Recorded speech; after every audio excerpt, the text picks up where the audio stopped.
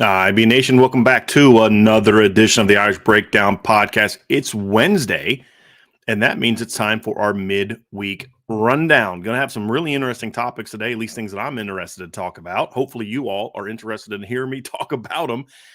I think they're very important topics, and the three topics today are going to be two recruiting topics and then a team topic. Just a reminder on these Wednesday shows, since they are solo shows, it is really challenging to be able to talk about certain things and then go through and also star questions and engage in questions and engage in the board. So when I do these Wednesday solo shows, I will not be doing a mailbag afterwards. If you send in a super chat, it automatically gets starred and put to the side. So it's easy to answer those. So if you really want something you want me to address or answer today, just feel free to leave a super chat. Otherwise, we'll obviously have our mailbags on the other days. We have our Friday free for all, and that it's just the reason it's just really challenging to do a mailbag. And then for me to be the only one talking, I know y'all know I like to talk, but the reason I can do a 3-4 hour show is because there's somebody else talking, and I can, take a break and catch my breath and get a drink of water and all those type of things. When they're doing a solo show, it's a little challenging to do all that and talk that long and also monitor the chat and all that other kind of stuff. So I just want people to understand why we're not doing mailbags on the solo show days.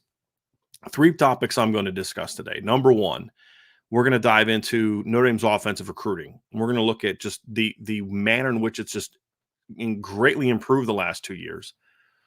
And the interesting aspect of it's with Marcus Freeman's arrival, that's the side of the ball that's actually recruited the best since he's become head coach. We'll dive into what they need to do to finish this year out strong on the offensive class. Not strong, I mean, it's already strong, but like just really, how can you really get it to where it's wow, like you just really hit all your notes this year, hit all your marks in impressive fashion. Talk about the what those players would mean, things along those lines.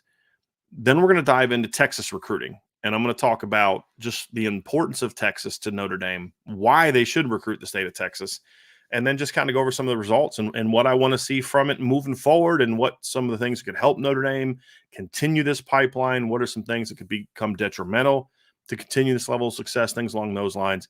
And then the last part of the show is going to be about the sophomore class and just the importance of that group to Notre Dame's opportunity to be a potential title contender, playoff team, really just maximize your potential as a program, and how the sophomore class is going to play a huge, huge role in that. So let's first dive into Notre Dame's offensive recruiting. It is really, it is really ironic. Number one, that the driver of a lot of the success since Marcus Freeman really was promoted to head coach has been offensive recruiting. And I think there's a lot of reasons for it, and we can dive into it, maybe in another show. But the focus here today is going to be on, just what they've done and some of the areas for that success. Number one, biggest reason for success, I think that's the side of the ball where Marcus Freeman honestly has made his best hires from a recruiting standpoint.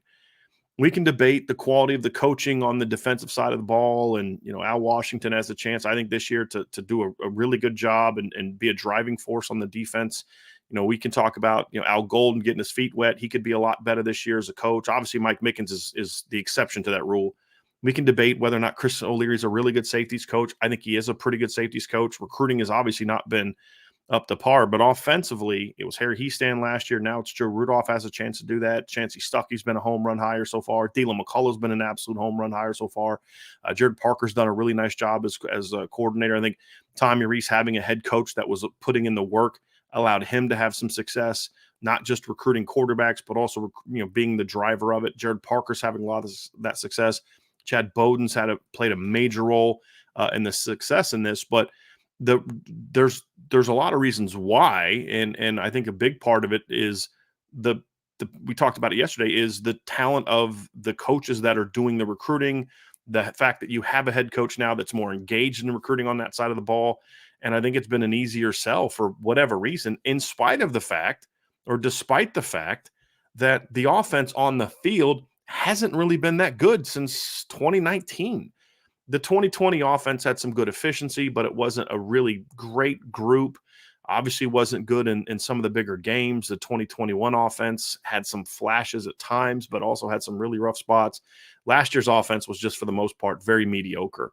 It did what it needed to do to win 9 games. And then, of course, didn't do what it needed to do against Marshall, didn't do what it needed to do against Ohio State and Stanford in those losses. And so even in the USC game, it had opportunities to go make plays and make it a 3-point game. For example, you're down 17-7, first drive of the third quarter, you're going right down the field, you're about to be in red zone territory, you score it 17-14, just like that. You've got all the momentum. Instead, offense fumbles, USC gets it, they go down and drive. Next thing you know, it's 24-7. Yes, the defense didn't play well that game, but the offense missed out on its opportunities. So the product on the field has not been good. And I think that's some of the excitement that I have about what offensive recruiting could be in the future if this staff, as it's currently comprised, can stay together for just maybe another year or two. What kind of offense recruiting you could have. And we're going to focus on 24 recruiting, but also there needs to be a look at kind of in a 2-year window, because the reason that I'm so excited about this class is not just because of its talent. It is talented. But what do we always talk about? It's about stacking classes, stacking units, stacking sides of the ball, and stacking big picture classes on top of each other. And when you look at each position group, you're like, man, they just have not had any misses, really. The offensive line class is still a TBD, but right now they're looking like they have a shot to finish very well. And so when you look at offensive recruiting right now in the 24 class, you have 10 commits right now. It is June 7th, and Notre Dame has literally, I'm not even being hyperbolic, they have literally met all of their numbers needs in the class. They needed a quarterback. They needed then needed 2 running backs. So originally it was a want, then it became a need. They've got that. They only needed 3 receivers. They only need 1 tight end. They only needed 3 offensive linemen. Those were the numbers that we set up at the beginning, were sort of the minimum number needs. And they've already got them. And the thing is, they've got them in talented form. You've got a top 100 quarterback, you have 1 running back that is ranked in the top 100 by at least 1 service. Another's ranked 108. You have 2 receivers that are ranked as top 100 players by at least 1 service, and you have an offensive lineman that's ranked as top 100 player by at least 1 service. So it's not even just that you loaded up at one position group. You've literally got impact talent across the board, depending on who you talk to. I think that's certainly true at the skill positions, quarterback, running back, and receiver. And so when you look at this class and the makeup of this class, there's a lot of impact talent. You've got a quarterback that is a top 20 player by at least 1 service. You have 5 players on your offensive class, 5, that are ranked as a top 100 recruit by at least 1 service. And that's CJ Carr, Cam Williams, Isaiah Canyon, Keidron Young, and Peter Jones. Those are the 5. All 10 of your commits, all 10, are ranked as top 250 recruits by at least 1 service. Because even though you look at a guy like Jack Larson, who some people have dropped down as a 3-star, ESPN still has him in the top 200. Anthony Knapp's a 3-star by a couple people. He's ranked number 206 by On3. So every player that you have, Styles Prescott is ranked, I think, 189 by On3, even though a couple others have him as a 3-star. And so at least one outlet values, in my opinion, what this group brings to the table. And I certainly do as well. So with the addition of Keidron Young, when you look at the Irish breakdown grades, I have Keidron Young as the number 3 player in the class for Notre Dame. I'm just pulling up my rankings here. So if you haven't checked it out, I did do an article on this, breaking down the rankings. Let me pull that up. But I have obviously CJ Carr is my number 1 ranked offensive commit in the class. Cam Williams, actually, I'm just going to go and pull this up so you all can take a peek at it. So if you have not read this article, definitely check it out. But as you can see here, this is the ranking of the class. And so let me make that a little bigger for you. That is my top 10 of the offensive class. Obviously, CJ Carr ranked number 1. Cam Williams ranked number 2. Keidron Young is number 3. Isaiah Canyon's number 4. Now, all 4 of those players, if you know my grading system, each player has an Irish breakdown grade. So as you can see right here on CJ Carr, this is their current grade. This is how I view them now as recruits. And then there's an upside grade, which is more of a, hey, this kid has talent, but right now he ranks here with work, with potential, if he develops the way that I think he can as an individual. And then from a coaching standpoint, this is the type of player I think he can be. And so that you have that upside grade too. But you have right now the top 4 players on the board for me are guys that I have as top 100 recruits, and 2 of them are top 50 recruits. And then obviously number 3, Keedron Young is that category. And then Isaiah Canyon is in that category as well. 3 of the commits in the class right now have 5-star upside grades for me. Now, one thing to keep in mind, this year is this is an example of when you look at like kind of this class, it's my not example of it's my first year, or it's not first year. I always try to adjust the way that I do rankings to make sure that they're as accurate as possible, that I'm able to stay on top of some areas where I might be having misses. I talked about it a little bit yesterday. And so let me get rid of that real quick. That is kind of annoying. So when you look at it and you say, okay, where can I improve my rankings process? How can I upgrade it? How can I update it? One thing that I felt that I was doing is I was giving too much of a high ceiling to the 5-star upside to too many players too early, and still had some question marks. And to me, if you're a 5-star, you shouldn't really have any glaring question marks for me to put you as a 5-star upside guy. And there were. So as I looked back on it, I decided I wanted to be a little bit more critical of that. And so right now, but even with that in mind, I still have 3 players that have 5-star upside grades: CJ Carr, Cam Williams, and Isaiah Canyon. So there's a lot of value in this class. There's a lot of depth in this class, but there's also a lot of impact in this class. Only one of the players in the class does not rank as a 4-star player on my board right now. That's Anthony Knapp. I have him as a 3.5-star player, which is that of a top 350 type of guy. He does have a 4-star upside grade for me. I have Jack Larson as a top 250 guy. Styles Prescott is a top 250 guy. I have Aeneas Williams as a top 200 guy. Peter Jones. Actually, I think I have Peter Jones as a top 150 guy. Let me just check and make sure. He might be top 200. Yeah, top 150 guy. And he's a guy. There's a Micah Gilbert's number 5. He's a top 150 guy. Isaiah Canyon, there's a little bit of a gap between 4 and 5 in the top 4. Those other 4 guys all have are top 100 players from me. And all of them are ranked as top 100 players by at least one service. So this isn't like I'm going out on a stretch and these guys nobody's ever heard of these guys, which on defense, I have a couple guys like that. But these are guys that are getting a lot of respect from other people, but also obviously guys that I believe are very talented. And here's the important part for me. Notre Dame has landed a lot of highly ranked players in the past. A lot of 5 stars, high 4 stars, guys that at least one service ranks as a 5 stars. But at the same time, they were a lot of linemen, offensive linemen, tight ends, players like that. You weren't seeing a lot of the skill, the true skill, the quarterbacks, the receivers, and the running backs that were consistently high ranked. And I think when you look at what's changed, in my opinion, of the last 2 years, one of the biggest differences when you look at Notre Dame's recruiting has been the fact that a lot of the higher ranked players that they've signed are offensive skill players. Last year, for example, my number 1 ranked recruit in the class was an offensive lineman, and that was Charles Jagasaw. So I'm actually going to bring that up. I'm having some fun bringing those graphics up so you all don't have to just stare at me the entire time. Get something else for you to look at. But if you look at last year's class, for example, and the top players that I had in that class, let's pull that up. So Charles Jagasaw, who was an offensive lineman, was my number 1 ranked player. But after that, my 2, my 3, my 4, my 5, my 6 were all skill players. Jeremiah Love was a top 50 player. Braylon James is a top 100 guy for me. Jaden Greathouse was a top 100 guy for me. Kenny Minchie was a top 100 guy for me. And then you have number 6, Caleb Smith was a top 150 guy for me. That's not that I didn't like the offensive linemen or I didn't like Cooper Flanagan. They were all guys that I liked, but it's just that receiver class was outstanding. And as you can see, I didn't have Rico Flores as high as others. I still had him as a top 200 recruit. And I think he's already starting to show that he might actually be able to outplay that pretty quickly. Now, I did give him, I believe I gave Rico a 4.5-star upside grade. Let me just check that out. So I did like the potential. Yep, I did. So there's a lot of talent there, a lot of potential there.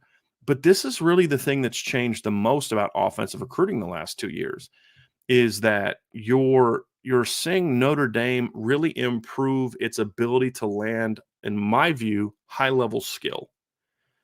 And I think that's an important piece to this conversation. And when you look at the 2010 class, or excuse me, 2024 class, I think that shows out even greater because the best prospect in your class, the five-star in your class, is a quarterback.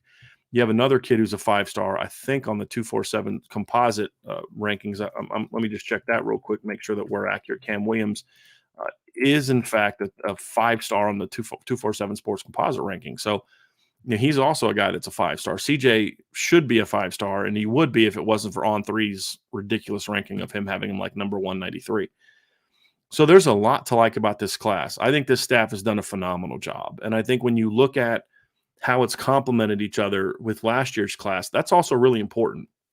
So last year's quarterback, Kenny Minchie, this year's quarterback, CJ Carr, love that 1-2 punch.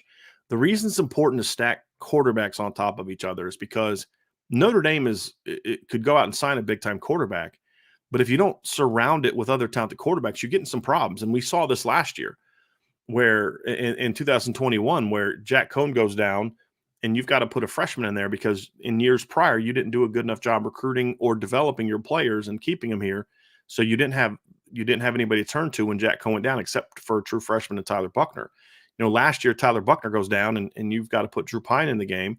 Solid player, good player, guy, good leader, can get you out of some games. There's a lot to like about Drew Pine as a backup quarterback, but you're looking at other places where, if Justin Fields goes down, you have to put a freshman in the game, but it's CJ Stroud. If Mac Jones goes down, you're putting a freshman in the game, but it's Bryce Young. But you're able to stack those classes on top of each other.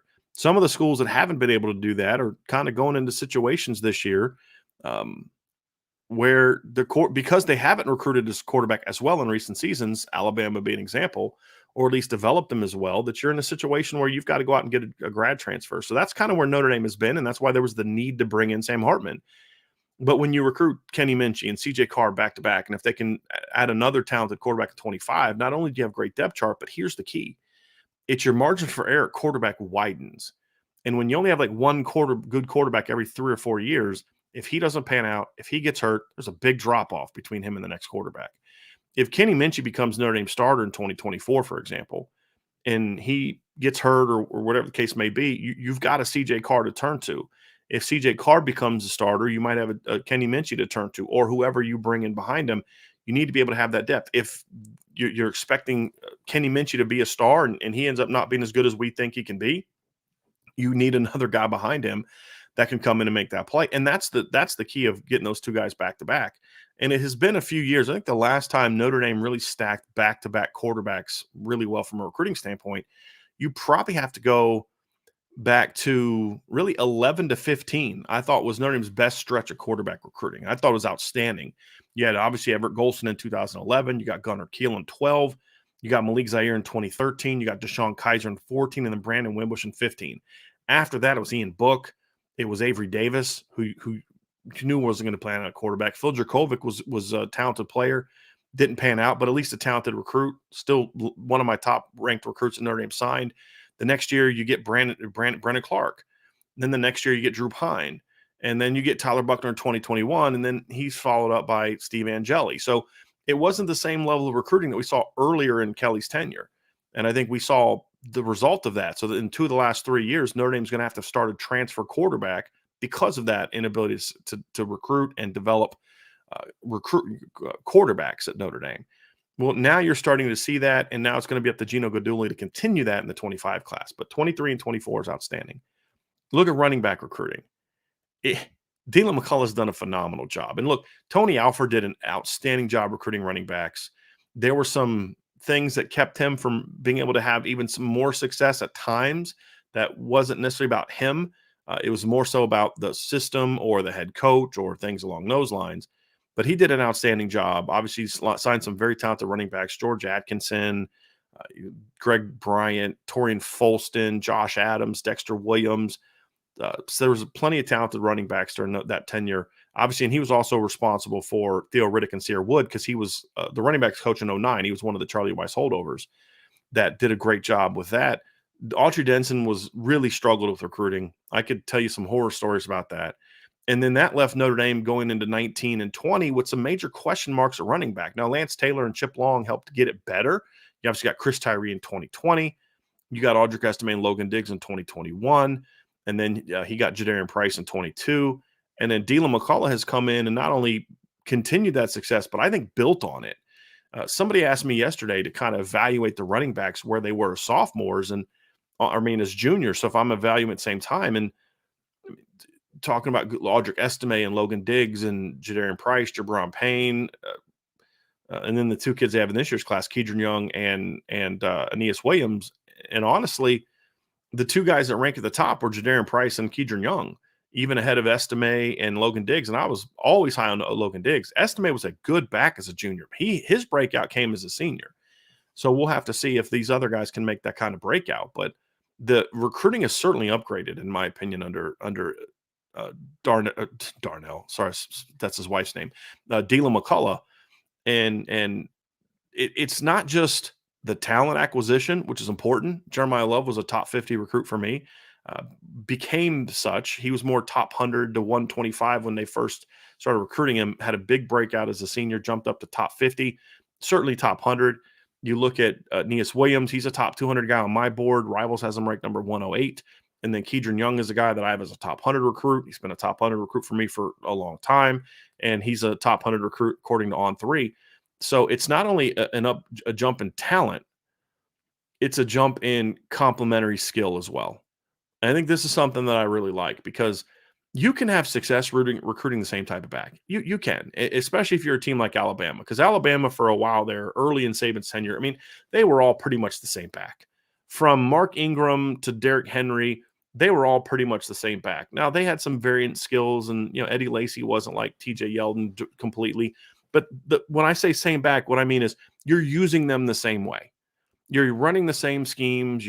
Their emphasis is on running and maybe pass pro. They're not guys that are real dynamic pass catchers. You're not bringing one guy in to run this offense and another guy in to kind of do these things. You don't really play them together because they kind of do the same thing. Maybe a guy can do some lead blocking. And so you can win that way. But I think for Notre Dame, the key to success is to bring in complementary skills. And I think when you look at Notre Dame's best running back tandems, guys they've used together. So like I said, I don't count 15 as a tandem because they didn't really use Josh Adams until CJ Prosise got hurt. But when you look at their best tandems over the years, they're guys that bring different skill sets to the table. You think of Theo Riddick and Sear Wood in 2012, very different backs. Sear Wood and Jonas Gray in 2011, very different backs.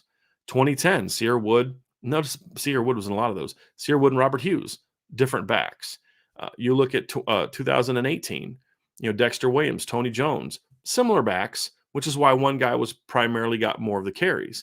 Last year, Audric Estime and Logan Diggs were kind of the exception to the rule. And so I think having complement, and the reason that was problematic is because if you had a team that could defend that one part, that one thing you do, that inside run game, and slow you down there, you didn't have anywhere to turn. And so for me, I would like to get to the point where when you look at Notre Dame and you look at how they're building their backfields, you've got to have multiple every down backs. Now, they can be different types of every down backs. Jeremiah Love, to me, is an every down back, but he's going to do it differently and probably with less volume than a Kedron Young, for example. So you can play them together and mix the carries up that way. You look at Aeneas Williams. Aeneas Williams can be a lead back, much like Kyron Williams was. I think he's a better version of Kyron Williams. But how are you best utilizing him? And I think that's going to be a key for me is you need backs that can do all the same things. You need to be able to have every back be able to run duo and inside zone and counter. But it doesn't mean that that's what you major in the same thing. So, with this back, I may be more inside zone, counter outside zone. With this other back, I may be duo and G scheme or duo and buck sweep or something, duo in a wrap scheme, something like that. This other back's more of an off tackle guy. He's more of a counter outside zone, toss sweep type of guy. It's the same concepts. They can all run it, but I can mix up how I'm attacking you with different players, which means you have a lot more you have to prepare for defensively, but it also allows you the opportunity to use them together. I'm a big believer, and this is more personal bias.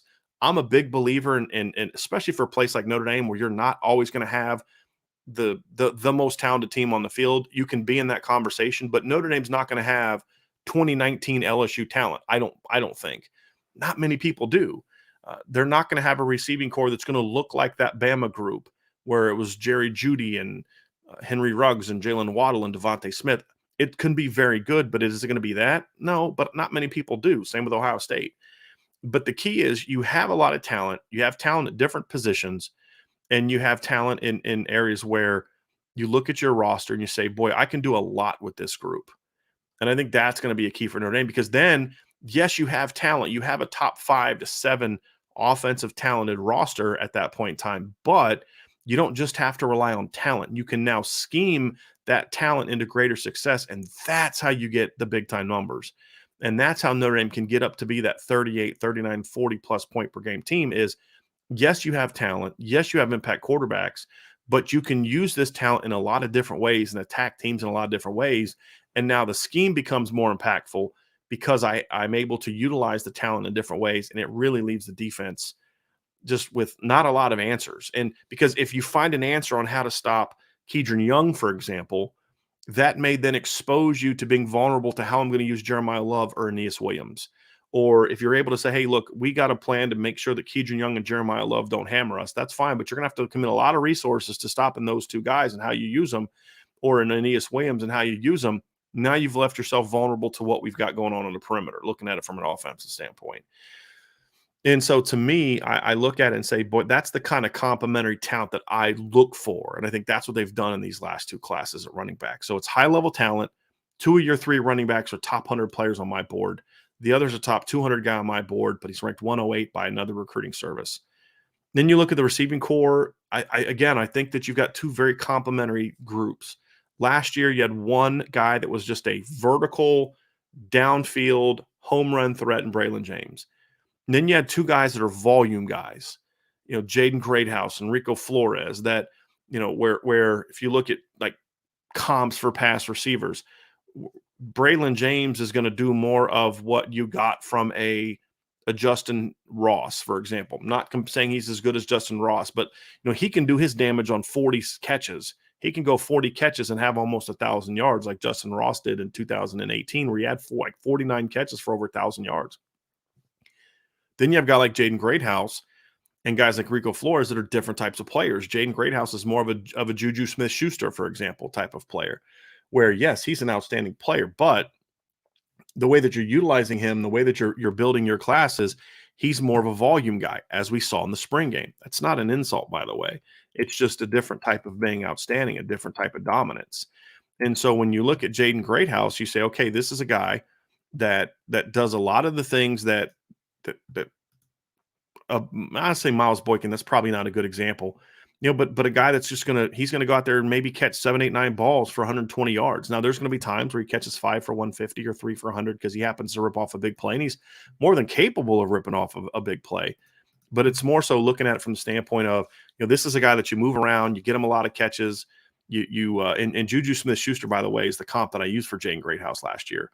And so he may get 1,300 yards, but it's on 95 catches or 100 catches, where another guy might get 1,300 yards, but he does it on 70, like a Will Fuller.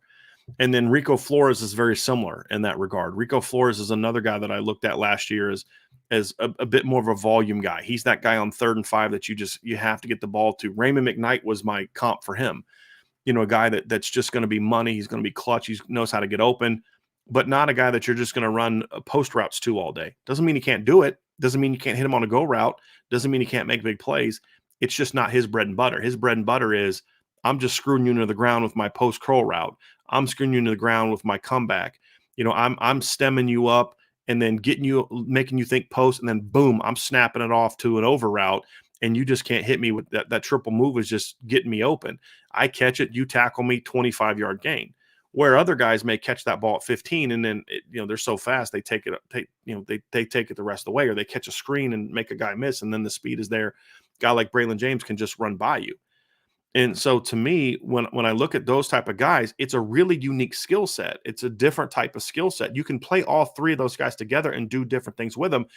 And then you've got a Caleb Smith who's a fast guy. He can run crossers. He can take the top off the defense. I'd probably rank him number 2 in the class of taking the top off the defense. But he's that guy you get screens to, and you get crossers to, and you have him run drags and overs and glance routes and things like that, where you're trying to get him the ball in space. So you have 4 players that really bring you different skill sets. Only 2 of them are really comparable, and that's Rico and Jaden Greathouse. Braylon's kind of a unique animal over here, and Caleb Smith is a bit of a unique animal over here. And so I like that complementary nature, but you had a lot of guys that are more volume players in that class. Fast forward to 2024. You look at this year's receiver class. Micah Gilbert is a lot like last year's receivers. It's okay. You need a guy like that in every class. He's more of a guy. And there was a discussion with somebody on the board today who was talking about Micah Gilbert, and he ranks him a little lower because he doesn't have bursts and those type of things. And I somewhat disagree at the burst standpoint, but my main disagreement is you're saying that like it's a negative, right? Sometimes not every guy's a explosive, dynamic guy. Not every guy's recruited to do that. Why are you recruiting Micah Gilbert? It's because he is a volume type of guy. He's a guy that you're bringing in and saying, hey, this guy is going to catch a lot of passes for us. This guy's going to do a lot of the dirty work. Juju Smith-Schuster was also my comparison for Micah Gilbert on top of Jaden Greathouse. So similar skill set there, right? But then you look at Cam Williams and you look at Isaiah Canyon, and they're more Braylon James types. They're more stretch the field, run a go, run a post, do things with speed, use their size and length to really be impactful and dynamic. And so when you look at that situation, you get into these situations where you now have more of that type of player in this class, where in last year Braylon was the anomaly and it was more of the possession volume type of guys. So when you add them together, you have a really nice balance of three vertical, dynamic, tall, long, take the top off the defense, catch the goes, catch the posts, win the back shoulders, get guys on skates on vertical releases and then beat them on those type of things. You have three of those. Then you have three guys, and that's Braylon James, Cam Williams, and Isaiah Canyon. Then you have three guys that are more of the volume type of players. You have Jaden Greathouse, you have Rico Flores, you have Micah Gilbert, who can play slot, can play field, can play boundary, but they're going to play the game in a different way. And then, of course, you have Caleb Smith, who's a little bit of an anomaly. I would argue that the Caleb Smith in the 2024 class is Aeneas Williams, because now that you have Keidron Young, if you need to go with a slot in this class, and let's say you don't fit, you want to go with a slot that's more of a shifty, make you miss kind of guy. Well, you don't have that at receiver in this year's class. That's what Aeneas Williams can do. I mean, this is a kid that had almost 1,300 yards receiving as a sophomore in high school, had also over 1,000 yards receiving that year. So why does it matter to have that type of numbers? You can't play 7 receivers, right? Well, here's why it matters. Number one is you have depth. If most of them pan out, you've got great depth. You've got different skill sets. The other reason it matters is because not everybody's going to pan out. I think all those kids are talented. I think they all have potential to be impact players in Notre Dame, but they're not all going to be that. It's just the way it goes. That's life. But when you sign multiple players of certain skill sets, then what you've done is you've increased the odds that one of them at least, if not two, are going to be able to go out and be impact players with that skill set. And so if you have Braylon James in the 23 class and then you don't have anybody like him in 24 and Braylon gets hurt or doesn't pan out or whatever the case may be, then now you just don't have that skill set. That's not the case now. You've got Cam Williams, you've got Isaiah Canyon. Now, if all three pan out, you're going to be hard to defend, right? If two of them pan out, you're going to be really hard to defend. But if one of them pans out and then two of the other type of pan out, you've got yourself a pretty darn good starting core. And then those other guys are still good players, but maybe just not what we'd hoped for. You still have good depth. And so when I look at this, I love the versatility that this group has. But more important, you looked at your roster and you said, okay, this year in this class, we need more of this type of player. And I think that was a really wise way to go about it, which is maybe why you saw them prefer certain players over others that people might have liked. So I really like that. I feel the same way about Jack Larson. I think Jack complements Cooper Flanagan very well. The offensive line class is still a TBD. If they don't get Gearby Lambert, then I'm going to have some criticisms about the offensive line recruiting. And that's not just with Joe Rudolph. That's also going to look back last year with Coach Heastan, because I don't know if you got enough guys that I believe are definitely tackles. If you get Gearby Lambert, that changes things, and we'll get more into that here in a little bit. But when you look at this class, folks, it's hard for me not to get excited. I'm curious if you all are as excited as I am. I look at this group with C.J. Carr and the 2 running backs and the 3 receivers and Jack Larson, and I say I don't know if there's going to be more than 2 or 3 teams in the country that are going to put a better group of skill player together than that. And I felt that about last year's class as well, for the most part. I mean, Jeremiah Love was a top 5 running back. You got a top 5 receiver class last year. You got one of the best blocking tight ends in the country, and that's what you were looking for, was a blocking tight end.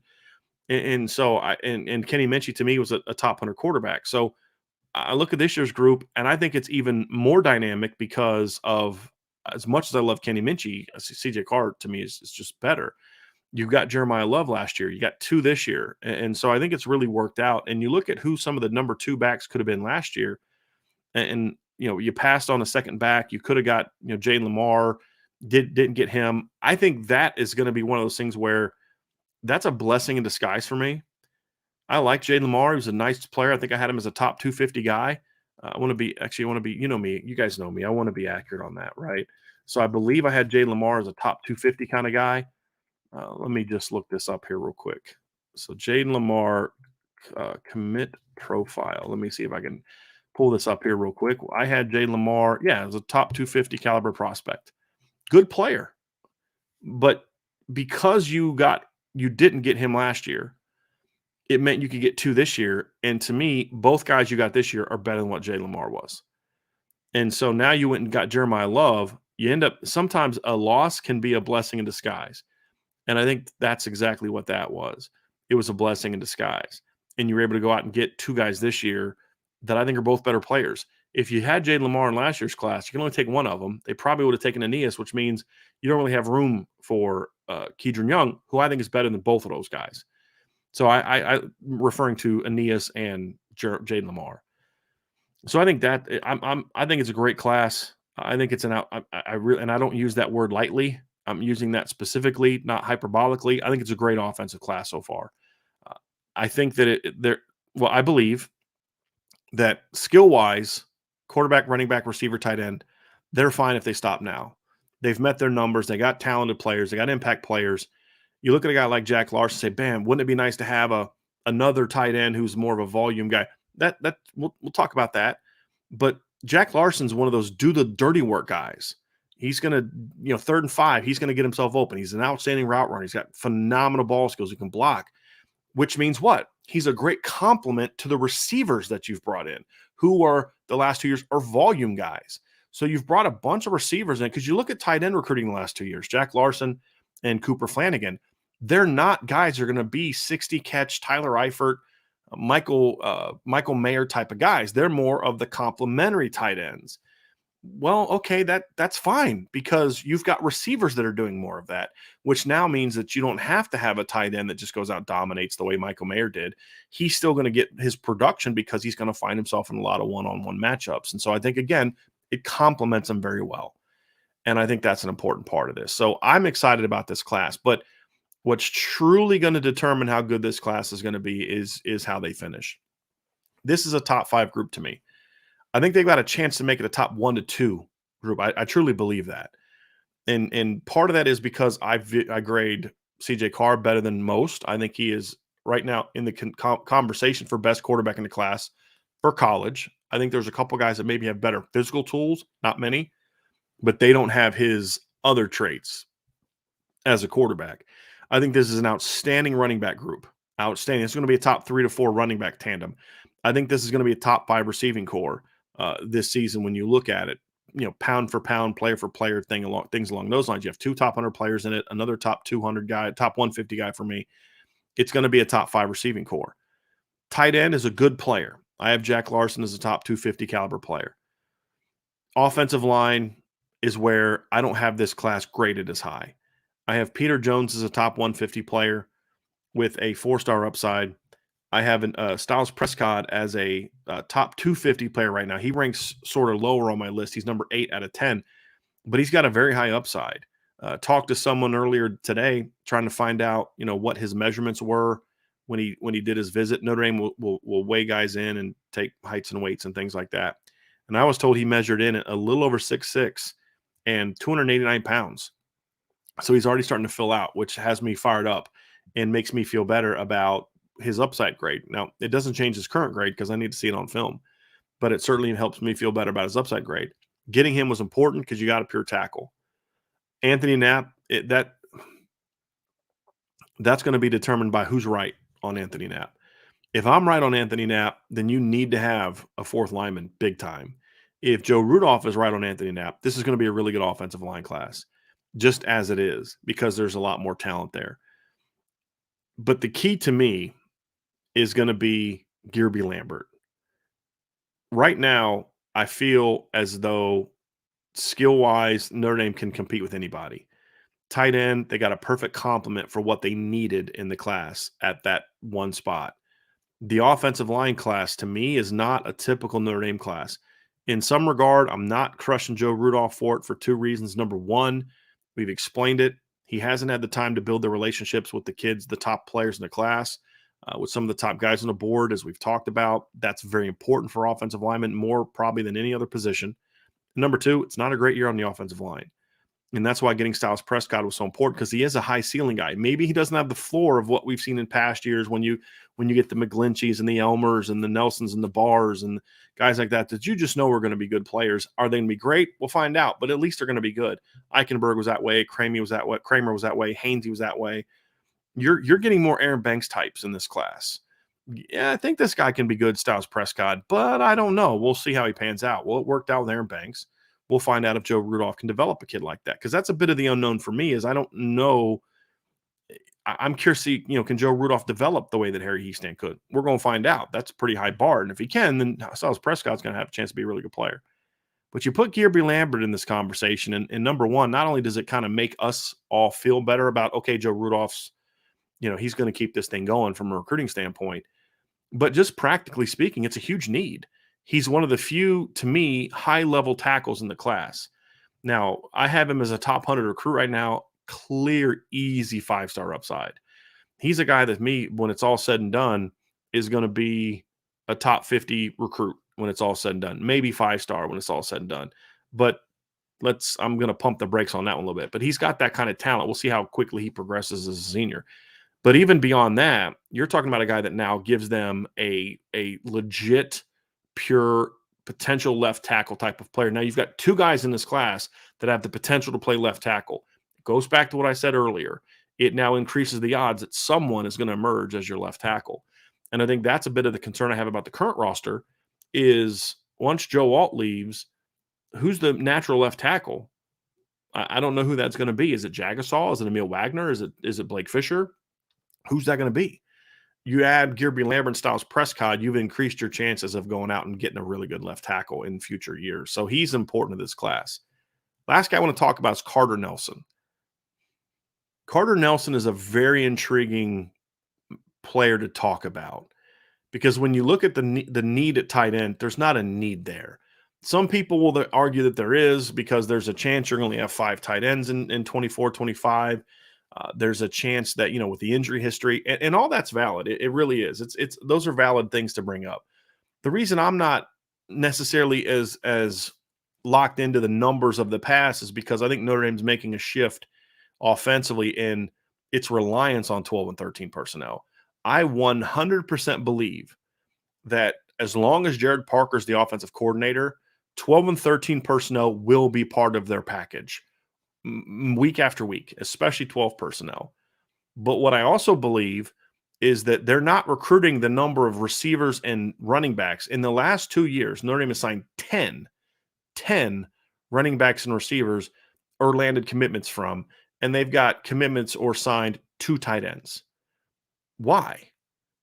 Because I think you're wanting to see a team that understands we need to get more speed we need to have the ability to get more speed on the field.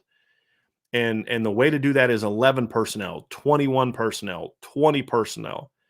And so you don't have the need for 12 and 13 to the high volume that they've had in the past. So there's not the need for 6 to 7 tight ends. It's more 5 to 6.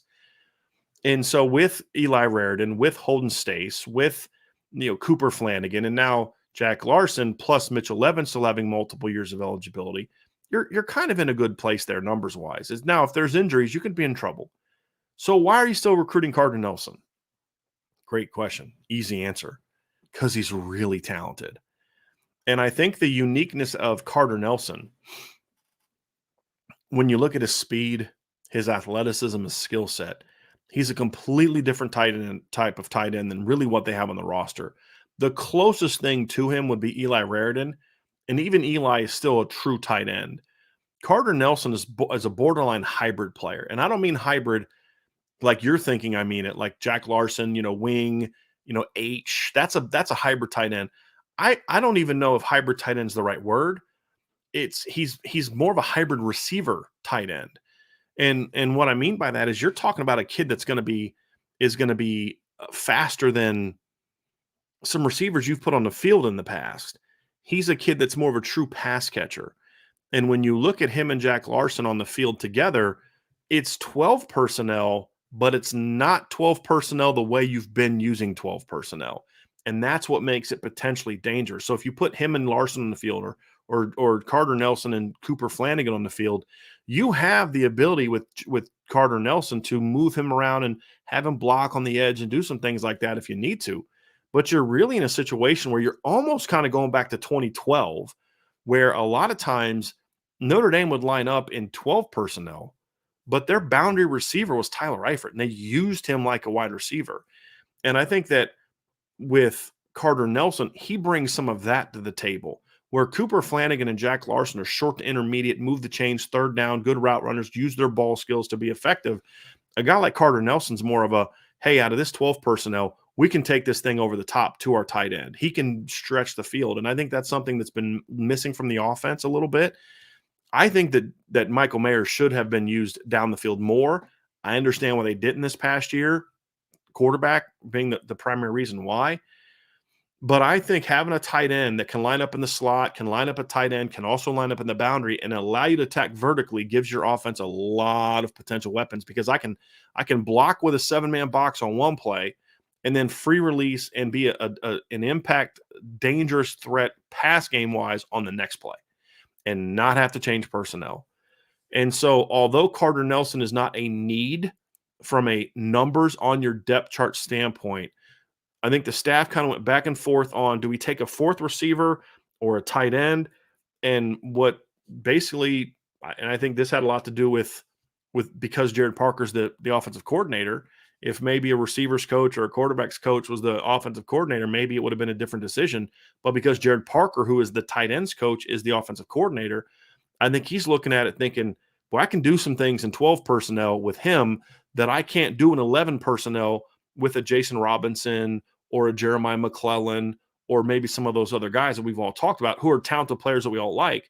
But this gives us a lot more versatility, a lot more flexibility. We can go big with a kid like him and really attack teams. And I think that's really what it comes down to is you're recruiting him because he can be that guy that puts you over the top skill player wise, as opposed to, hey, we met a need. We needed a second back and we got a second back and he happens to be really good. You don't need a second tight end in this class, but you're recruiting Carter Nelson because you add that kind of talent and potential with what they've already signed the last 2 years. And now you're saying, I don't know that you can really point to anybody that's consistently done what Notre Dame has done at quarterback, running back, receiver, and tight end. Obviously, Ohio State's recruited receiver, in my opinion, last year. And if Jeremiah Smith sticks this year, they've got a chance to have another great receiver class. We say, okay, yeah, they've recruited receiver better than Notre Dame. I don't think they've recruited running back better than Notre Dame. I don't think they've recruited quarterback better than Notre Dame. And then you get Carter Nelson, and you're like, they haven't recruited tight end better than Notre Dame. They haven't recruited offensive line better than Notre Dame. And if they're able to finish with Gearby Lambert and with Carter Nelson. So you start to get really excited about what a guy like him could bring to the table. And that's exactly why Notre Dame is recruiting Carter Nelson. There's not a need for him, but there's a want for him, because what are your goals? You're trying to say, what can we do to beat Bama, to beat Georgia, to beat Ohio State, to beat Clemson in the games that matter? Notre Dame's beat Clemson, what, twice, right, in the last few years? Last 2 times they've played in the regular season, Notre Dame's won both of them. But they played each other twice in the postseason as well, and Clemson won both games convincingly. Those are the games that matter, not the regular season games. Regular season games are important. You're 2-1 against Clemson in the regular season. You're 0-2 in the postseason. That matters. And so what can you do in those money game situations? And that's why you look at a guy like Carter Nelson. That's why Gearby Lambert is so important, because they're the final pieces to saying, hey, this is a great offensive class, but we're trying to make it a gap erasing class. The classes they have right now, and I want to hear what you guys think about this. When I look at the offensive recruiting last year and this year and combine them, And when I look at the offensive class individually, I think they were both gap closing classes in different ways. I think this year's class, to me, closes the gap even more than it did than last year's class because of the quarterback, because the quarterback's so much better. I think you add Carter Nelson and Gearby Lambert to go with last year's class, and the gap to me offensively, just from a pure talent standpoint, they got to develop it and produce it and do all that. We're just talking pure recruiting and talent acquisition. I think the gap has all but been erased because of the balance. They hit their marks and they landed impact players, quarterback, running back, receiver, tight end, and offensive line. Because if they don't get Carter Nelson, I like the tight end recruiting the last 2 years. It's been good. Cooper Flanagan was a guy that I liked in last year's class. I'm trying to find what was my ranking for Cooper Flanagan. Give me a second. I'm going to find this one real quick. All right, Cooper Flanagan. I had Cooper ranked as a top 200 caliber player. It's a good player. Jack Larson, top 250 kind of guy. They're good players. They're not elite players. Carter Nelson can be an elite player.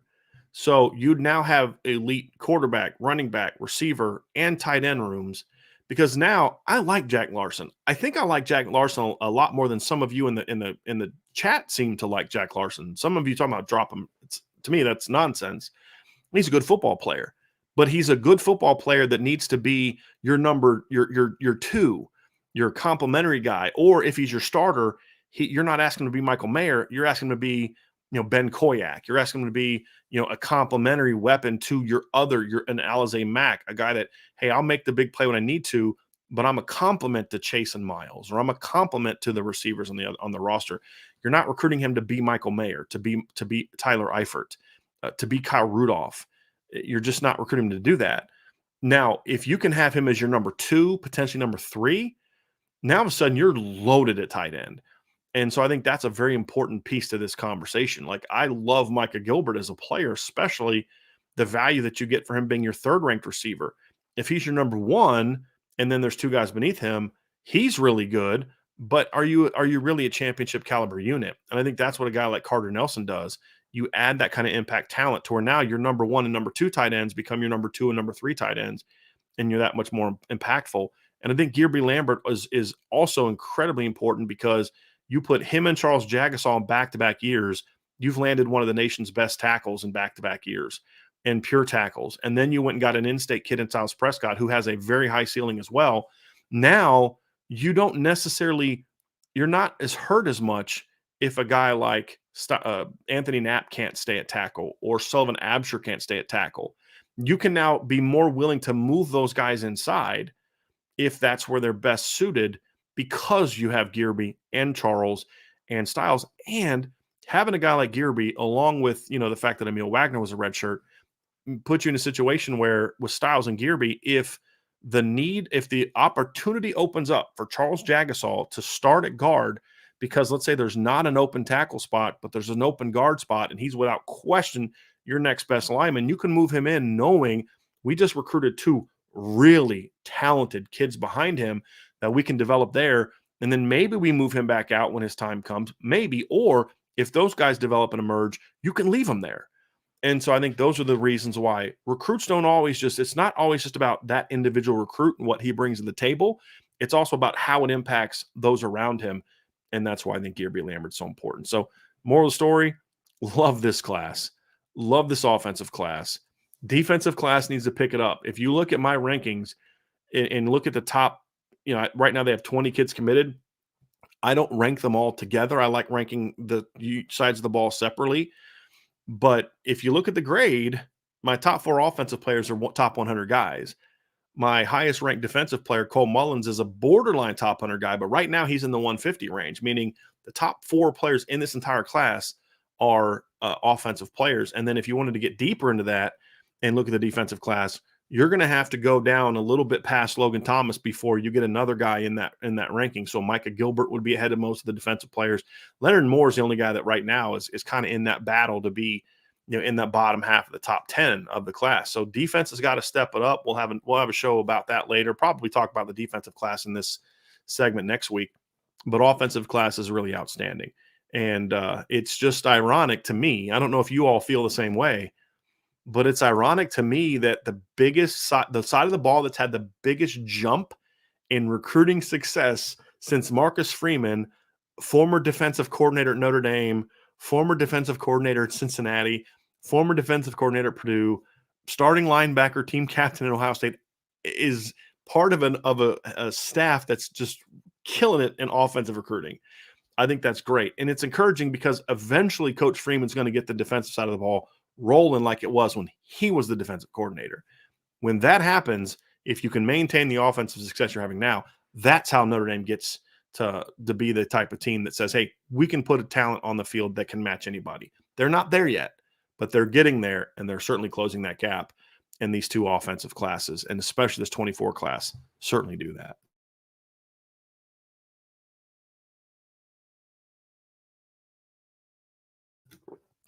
Next couple topics will be a little bit shorter. That was the main bread and butter topic.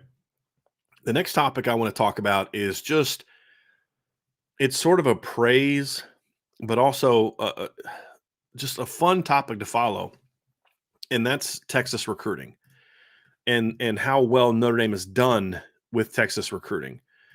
And so when I look at I wrote an article. I'm going to try to find it. I wrote an article a couple years ago. It might have been at the beginning of when Freeman was hired. It might have been at the end of Kelly's tenure. But basically, I've written an article. We did a show with former Texas player Rod Babers. If you all remember me having Rod on, he did a great job.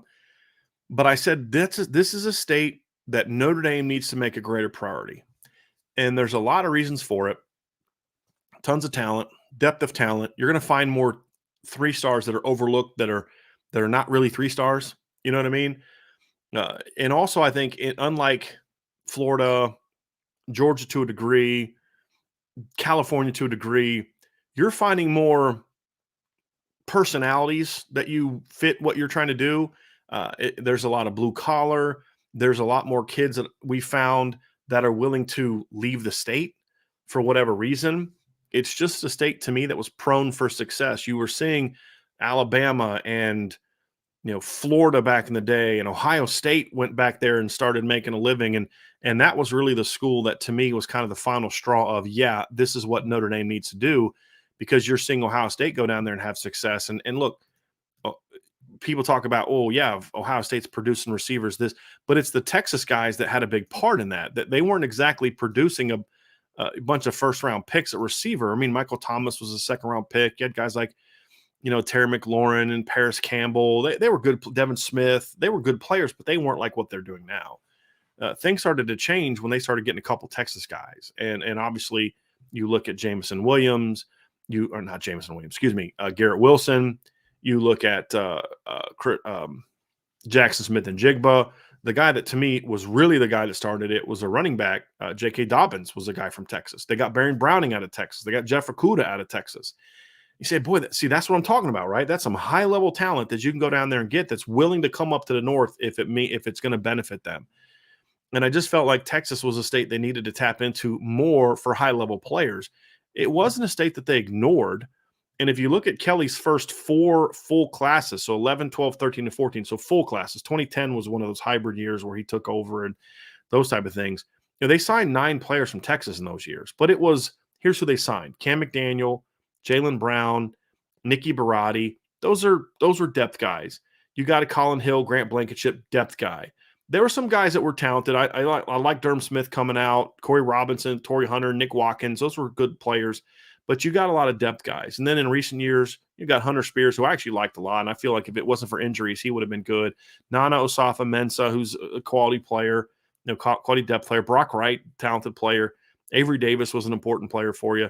But from 16 to 21, so that's 16, 17, 18, 19, 20, 21, in a span of 6 years, Notre Dame only signed 4 players from Texas.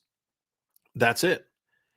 And you'd look at it and say, boy, there's just a lot of missed opportunities in that state. And they would try to recruit some guys here and there, but just could never get any traction.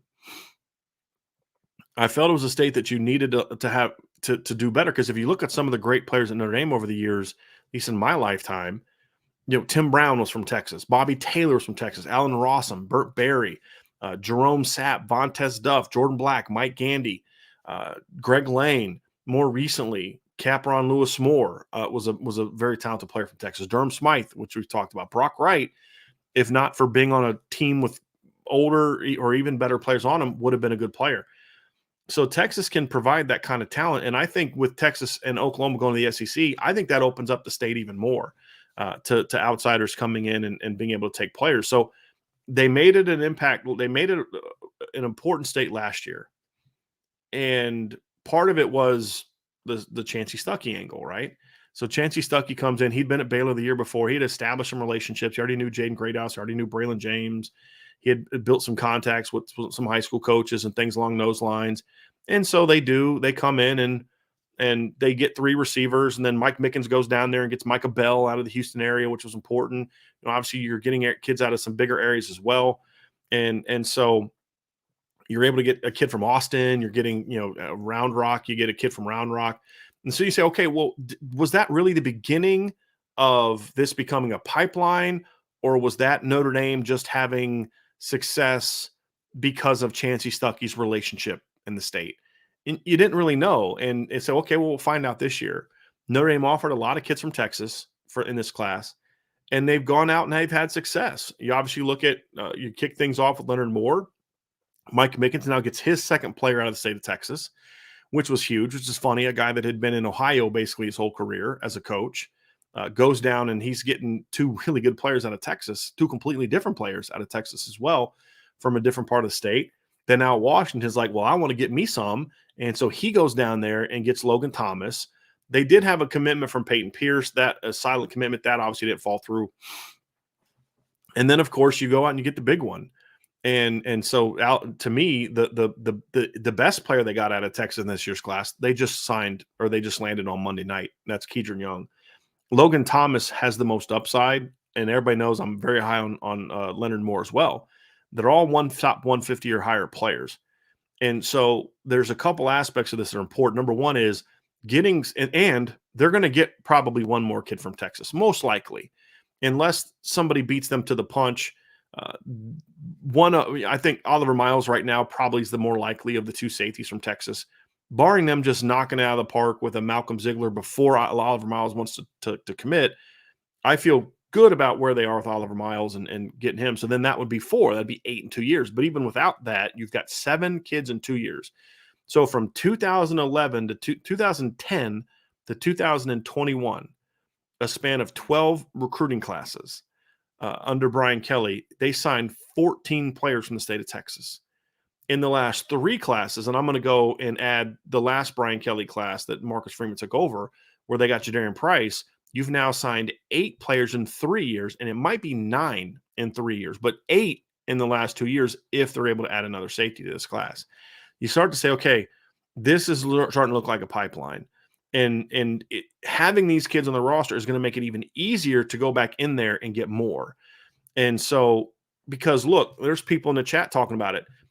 Oregon's gone down to Texas and had success. Running backs and other positions. USC under Graham Harrell and the previous coach. I always want to call him Todd Helton. I know why I want to call him Todd Helton, but it annoys me that I say that. Clay Helton. They signed 3 or 4 running backs out of Texas and some other kids out of Texas. And so they were able to go down there and get there. So there's a lot of schools trying to come to Texas and get those big-time players. Having this early success means when you get these kids to visit, there's a lot of other Texans on the campus that can say, hey, man, this place works for us, and here's why. So I think that's very, very important. But here's another angle to it. There's 2 angles to it that I really want to focus on. Number one is it's not just going into Texas and getting the positions that are kind of easy for you.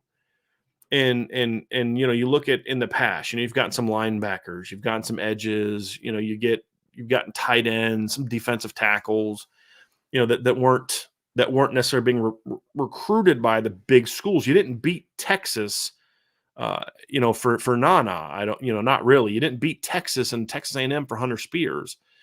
You didn't beat those schools to get Grant Blankenship and Colin Hill and those schools. You did beat Texas for Durham Smythe. And obviously Corey Robinson and Torrey Hunter were wins, but those were a little different deal. They came from, kids had famous fathers. You didn't beat Texas and Texas A&M for Cam McDaniel or Jalen Brown or Nicky Barotti. And a lot of those guys say that you look at a lot of those guys they landed. There were some skill players there. You had a running back, a cornerback, some receivers, some edge players, but there wasn't the high level to it. And I think that's the two angles that I look at this and look at what they're doing of what they've done the last 2 years. It's they're getting impact premium positions and they're highly talented players. They're not, Cam McDaniel's recruited to be exactly what he was, a nice depth piece that brings great character to your football team. You're bringing Nicky Barotti, solid player. Maybe he becomes a starter, but really good special teams and depth player. That's what a lot of those guys were. But the Nick Watkins were rare. The high-level guys like a Brock Wright were rare. You weren't getting a lot of those kind of guys. So you look at these last 2 years, and that's exactly what you're doing. You've landed, committed or signed in the last 2 years, 3 wide receivers. 2 of them are top 100 players on my board. You've got a running back out of the state who's a top 100 player. You've got 2 cornerbacks. One was a top 100.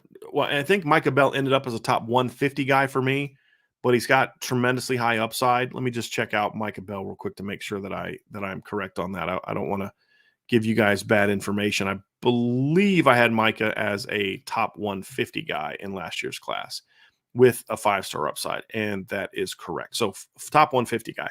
So you have 2 corners that are top 150 guys, and then you've got a defensive end that's a top 150 guy who I'm pretty sure is going to have a 5-star upside when it's all said and done. When you see the way that Logan Thomas is filling out his body, there was a clip of him running the 40, and they said, I ran a 4.35 with spikes on the track. That's spikes on a track. That's exactly what it is. And yes, he's fast, but when everybody's talking about his speed, I'm sitting there thinking, are you seeing how filled out this kid is? Like, have you seen how easy he was running? Those type of things, and say, man, like this kid's filling out already. So I expect him to be a 5-star upside grade guy. And if he can have a more production this year than he did last year and just improve in a couple areas, he's going to end up being a top 100 recruit on my board as well. He's borderline top 100 already with on 3. So you're seeing guys that, to me, it's not just about the number of players, it's the positions. When I just talked about Ohio State, what were the positions that we talked about that they were getting? It was mostly skill guys. Now, they got Donovan Jackson, who's their best offensive lineman, coming back this year, and that's important. And if there's a lineman like that, go get him. But it was running back J.K. Dobbins, who was a 2,000-yard rusher. It was Garrett Wilson, first-round pick, a receiver. It was Jeffrey Okudah, first-round pick, a corner. It was Baron Browning, who, once they finally put him on the edge and let him rush the quarterback, became, the impact player they hoped he would be. And so it's those premium positions, those premium skill position or big skill positions that Notre Dame has a hard time getting out of your backyard. You don't necessarily need big-time offensive line from Texas. If you can get them, great. But you can get those guys out of Illinois. You can get those guys out of Indiana. You can get those guys out of Ohio and Pennsylvania, New Jersey, North Carolina, other areas. There's not as many places for Notre Dame to go and get a Jaden Greathouse, a Braylon James, a Micah Bell, a Leonard Moore, a Logan Thomas, those really athletic, explosive guys, Keidron Young, Jadarian Price, looking back at the 2022 class. And if Notre Dame can kind of build a pipeline in Texas, that means you're going to start getting more of those type of players.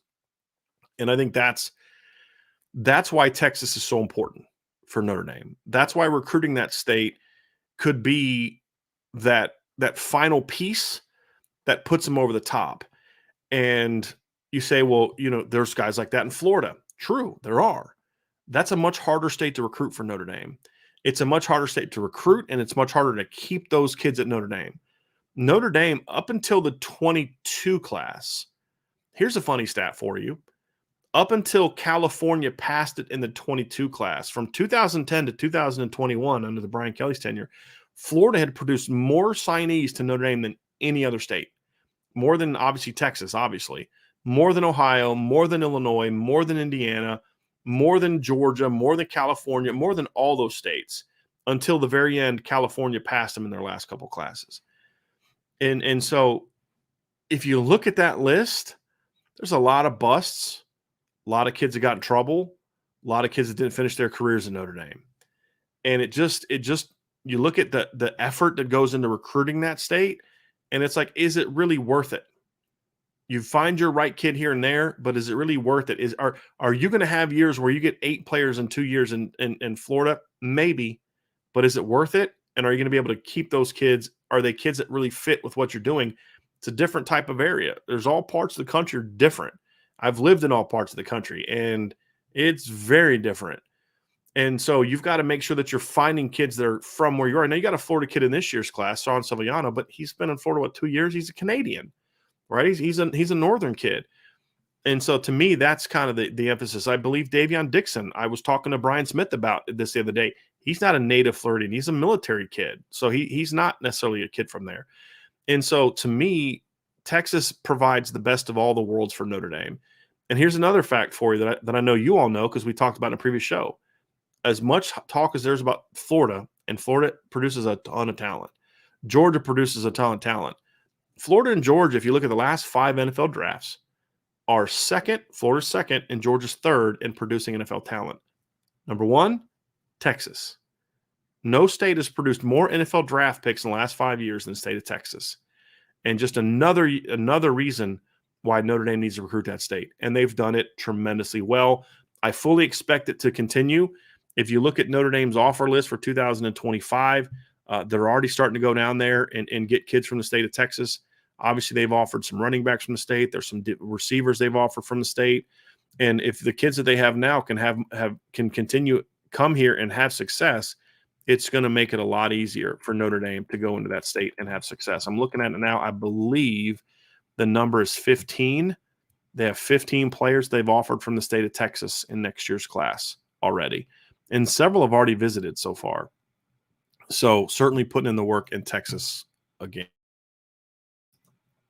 Will it continue past this year? We'll find out. But it's certainly a great start, and it's a very important start for Notre Dame to have success in the state of Texas.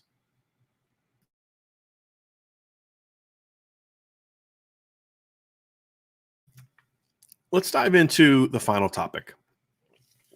The final topic for today's show is going to be looking at the sophomore class. That's the rising sophomore class in Notre Dame.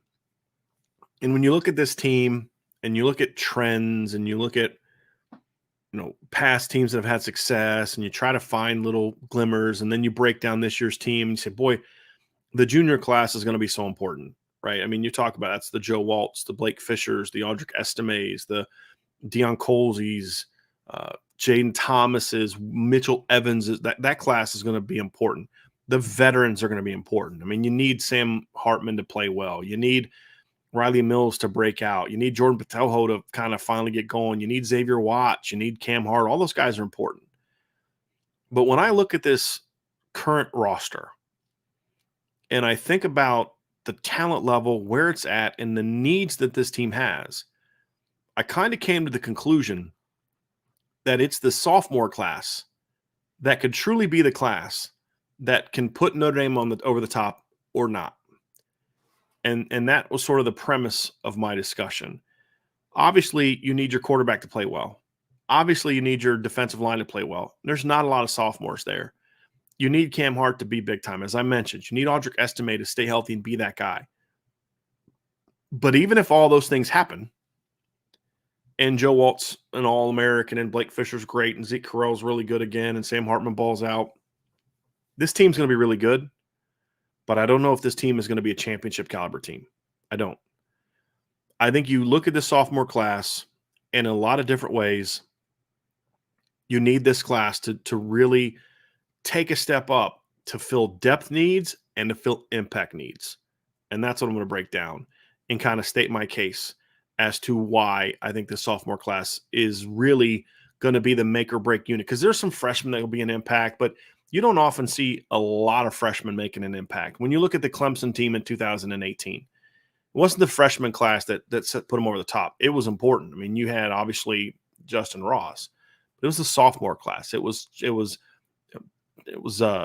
Trevor Lawrence. It was Travis Etienne. It was T. Higgins. It was that group that really put that team over the top.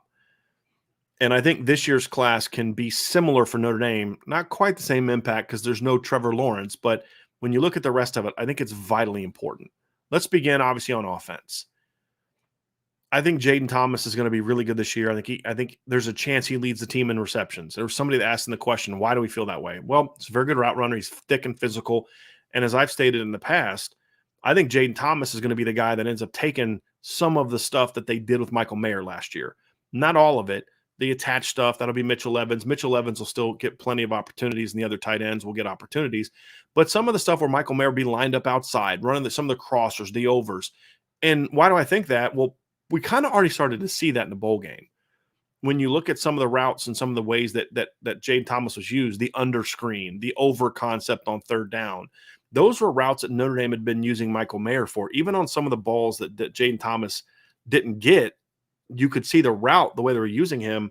He was taking on some of the things that Michael Mayer had done as a detached player, not in the slot. He's not a hybrid tight end. It's just instead of Michael Mayer being that third down guy, Jaden Thomas became that third down guy.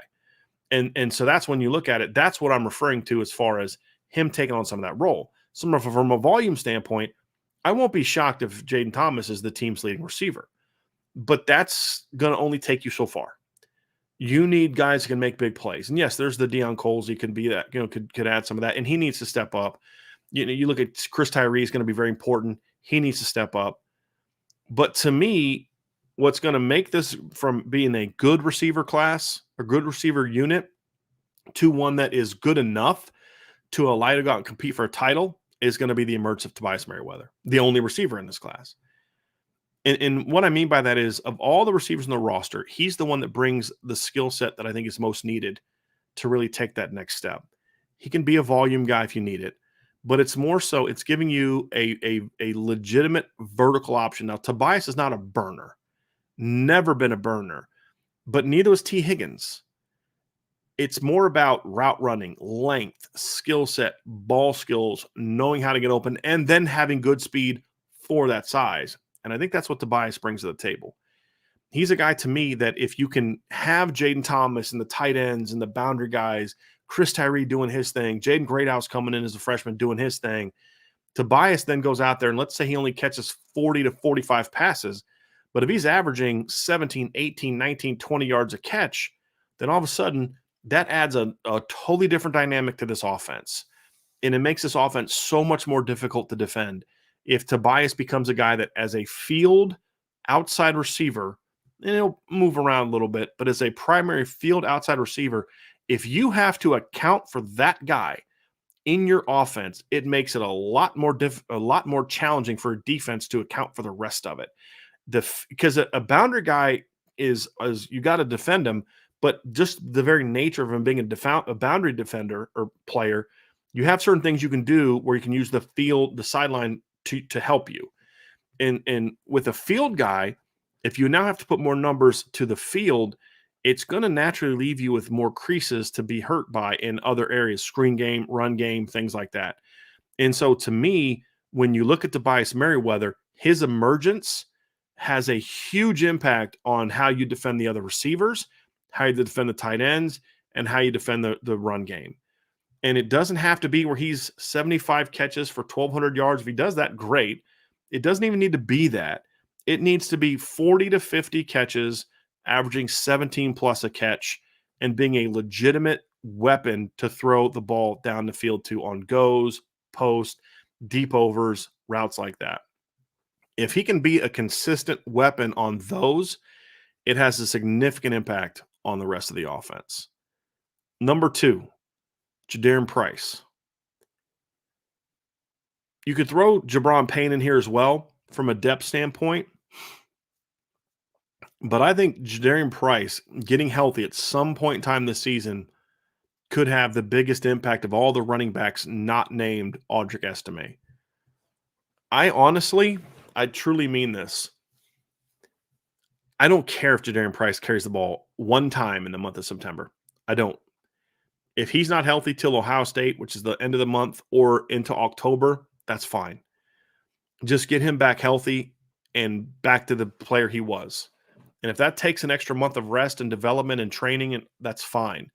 Because if you can put this kid on the field in October and November and in the postseason healthy and back to his freshman year form, just his freshman year form, you add something very important to your offense because you now have added an explosive, dynamic, complementary weapon to Audric Estime. You say, well, Jeremiah Love could be that guy. He could. Jadarian's a different type of runner than Jeremiah is right now. Jeremiah is a slasher, get the ball outside, use your speed, make people miss, catch the ball. Jadarian is a one cut. He's a combination of Dexter Williams and Josh Adams. What I mean by that is he's got Josh Adams's home run long speed, but he's more athletically similar to Dexter Williams. So imagine if Dexter Williams had Josh Adams' speed. If you all remember, Dexter was like a 4.58 guy on the 40. But the thing that made Dexter so good is he had the great first step. If he was a 4.58, he was a 4.58 on step 2, where Josh was a 4.58 on step 7, 4.48 on step 7. When you look at Dexter, he could hit holes. He was a one cut go slasher, and he had that vision and feel for the game that you really needed that Josh didn't always have. Jadarian's more like Dexter in that regard, but he has the home run speed that Josh Adams brought to the table, if not maybe a little bit more, and he's a much better weapon. So you combine that kind of home run threat with a guy, with an all-around guy like a Jeremiah Love, with sort of the Logan Diggs role that I think Jabron Payne can play in the type of runs. And then you have a freshman or a junior in Audric Estime doing his thing. Now, all of a sudden, your running back position is loaded. If Jadarian's not able to get back to full speed, you still have Devin Ford, you've got Jabron, you've got Jeremiah. I don't know if you have the same impact talent behind Audric. And if for something were to happen to Audric and he goes down, then you're in trouble, in my opinion. If Jadarian steps up, not that he's able to take over the full load for Audric, I don't think he'd be able to, but you just have one more guy to where now you're running back by committee look with Jadarian and Jabron and Devin Ford, and then Jeremiah Love as a freshman. All of a sudden, you're like, we're good. We're good there. We don't have that one bell cow back in Audric, but we're good there. And I think that's what Jadarian brings, where if you take him and Audric out of the equation, or if he's just not the player that you want him to be, even if he's healthy, then all of a sudden things look a little bit different. And so I think he is a very important part of this. And by the way, he's from the state of Texas. Next, you look at the tight ends, Holden Stace and Eli Raridan. Eli Raridan, everything I just said about Jadarian Price is true of Eli Raridan. I don't want to see Eli Raridan in September. I'm not even sure I necessarily want to see him for much of October. You've got to get him healthy because his future is much more important than his present. However, if he is able to come back sometime in October, you just added a healthy, fresh option to your tight end room. And to at a point where your schedule gets really ramped up. And then, of course, Holden Stace. I expect Mitchell Evans to be the number one tight end this year. I think he'll do fine. I think he's a good player. I think Mitchell's going to have a good offseason. If he stays healthy, I think he'll be the next really good Notre Dame tight end. Not to the level that Michael Mayer was, because there's nobody like that. I think Mitchell can be a really good football player. The question is twofold. Number one is really three. Can Holden Stace challenge him? I think that is important because if Holden Stace challenges him, that's going to make Mitchell even better. Number one. Number two, if Holden Stace is challenging him, then you're going to be much more comfortable when you are in your 12 personnel saying, hey, let's throw to either tight end. And nothing frustrates me more is when you go a lot of 12 personnel and you never throw the ball to your number two tight end. It drives me nuts because you're basically telling the other team, don't worry about accounting for that guy because we're not going to throw him the football. And so I hope that, if Holden really steps up, then all of a sudden you're in a situation where you say, we need to find ways to get him the football as well. And that gives you even more options. I'm a former offensive coach, guys. I love toys. I love weapons. I love being able to say, hey, I got 7, 8, 9 different ways I can hurt you personnel-wise, and there's nothing you can do about it. And so I think that's an important piece of this as well. When you look at a guy like Holden Stace really stepping up. And then number three, the other part of it is if he is able to step up, if Mitchell goes down. As much as I like Mitchell Evans, the reality we all have to embrace is that he's been injured 2 times in each of his first 2 years. He got banged up as a freshman and got hurt in the spring, missed some time this year. He was fine when he came back, but he missed time. What if he goes down again? If Holden Stace doesn't step up, then all of a sudden your tight end position is not what it was. Kevin Bauman is just a solid depth player at this point in time. Cooper Flanagan, I think, can help you as a freshman as a blocker. But if Mitchell goes down, you're not going to have Eli Raridan probably for half the year, in my opinion. Then all of a sudden tight end becomes a problem, and it's not a strength that I think it can be. So you also have that insurance in case your starter does go down. So there's a lot of different layers to it. But of course, Holden also has the talent to step up and say, no, I know Mitchell's older and he's talented, but I can be that dude. And I think Holden has that talent. I don't know if this is the year we see that fully. He's certainly capable of it. But if he really breaks out and has that really big sophomore surge, because we always talk about the sophomore slump, right? But what about the sophomore surge, those guys that really take that big jump in year two? If Holden is one of those guys, all of a sudden now you have a much, much more dynamic tight end room, even if Mitchell steps up and plays well. Because now you have two guys that have starting talent and starting potential from a production standpoint. And then number one, you take less of a burden for Mitchell Evans, meaning instead of him eating up the high volume reps that Michael Mayer had last year, you can take 150, 200 snaps off of that burden, which means now Mitchell's going to produce and play, but the wear and tear on his body is not going to be as hard and as taxing as it was Michael Mayer. And now you're getting production from both of those kids who bring similar but also different enough skill sets that you have to defend them differently. And then final piece on offense is Billy Schrouth. Look, I think the offensive line is going to be good. I think Zeke Correll is going to be good. The tackles are going to be great.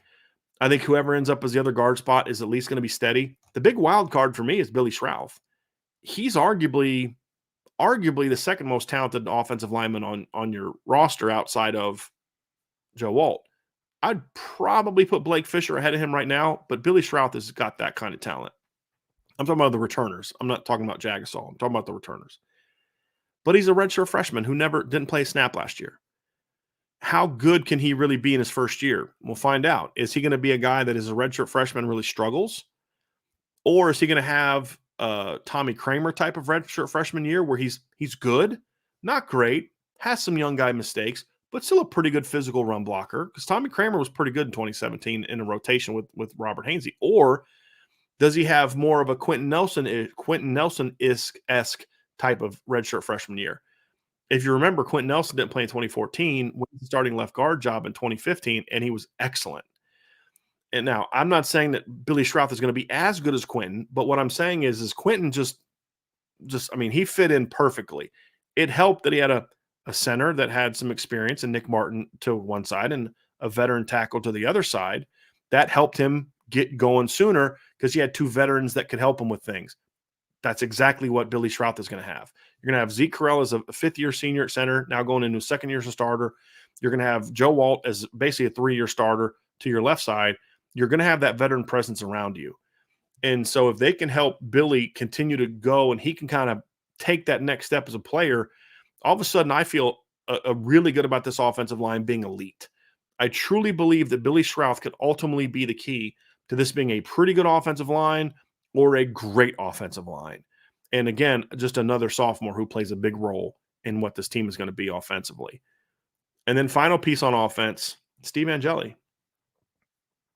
There's a chance that Sam Hartman is going to get hurt for a series, for a game, for a stretch of games. And if that's the case, as of today, Steve Angeli is the guy in best position to do that. Can Steve make the growth as a player mentally? Can he make when I mean mentally, I'm referring to knowing the system and those type of things. Can he make the jump fundamentally and production-wise to step in and lead you to some big game victories in those situations? Right now, he's not there yet. Can he get there? That's the question. So even though he's in a different situation than the others, he's another sophomore that could be a very important player for Notre Dame this season.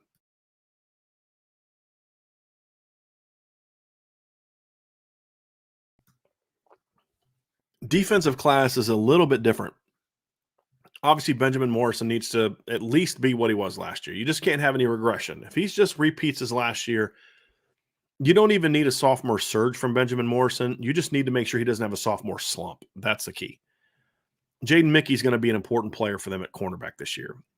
I think Jaden Mickey's a guy that holds one of the keys to the success of this secondary. The reason I say that is obviously you've got your starters, you've got Cam Hart, you've got Benjamin Morrison. Benjamin was healthy last year. Hopefully he stays healthy. Cam Hart's a guy that's struggled to stay healthy in his career. When he was out last year, they were a different team. The better Jaden Mickey is, the less chance they have that kind of drop-off should Cam go down. I think Jaden showed flashes last year. I think he had a great spring. In the 2 practices that we saw, plus the spring game, I thought Jaden was outstanding.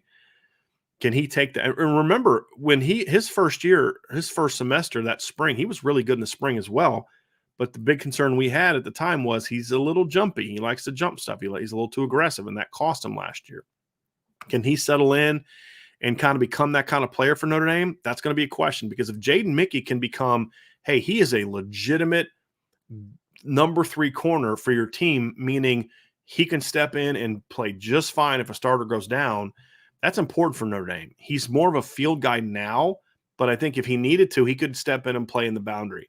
So I think Jaden Mickey having emergence is going to be very important for Notre Dame this year in the secondary, because also on top of if a guy goes down, if Jaden steps up to where you're in a situation where, like last year, you didn't care who was at running back, Logan or Audric. And in my opinion, if you used them correctly, I wouldn't have cared if it was Chris Tyree, if you used them properly.